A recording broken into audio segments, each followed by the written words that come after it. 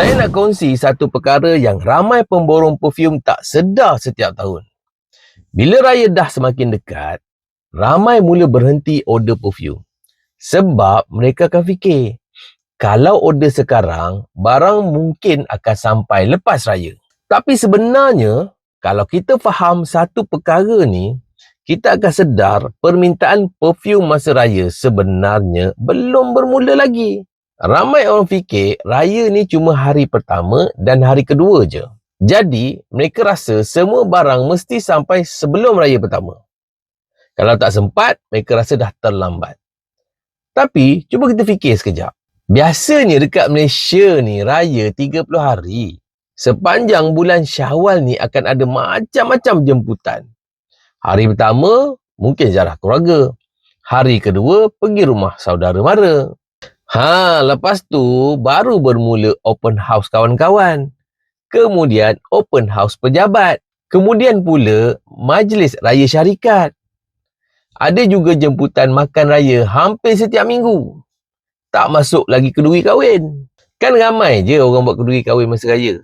Maknanya sepanjang 30 hari Syawal tu orang akan jumpa ramai orang. Dan bila jumpa ramai orang, orang akan pastikan mereka nampak kemas dan berbau wangi. Sebab itu sebenarnya, ramai orang berpengalaman dalam bisnes perfume akan tetap masuk order walaupun hampir raya.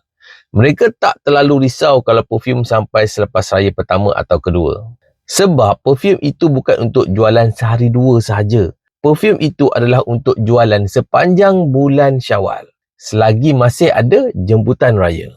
Selagi masih ada jemputan raya, selagi itu orang masih cari perfume. Jadi, pemborong yang faham perkara ini biasanya akan buat satu perkara. Mereka akan simpan stok perfume untuk musim Syawal. Musim Syawal bukan untuk Syawal pertama dan Syawal kedua saja. Sebab mereka tahu permintaan perfume masa raya bukan berlaku 2 hari, tapi sepanjang 1 bulan.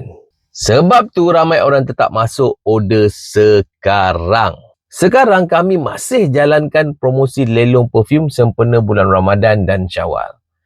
Kan perfume saiz 30ml, 35ml, 50ml dengan kepekatan patik 60%. Sesuai untuk pakai sendiri atau untuk pemborong yang nak jual semula kepada customer mereka.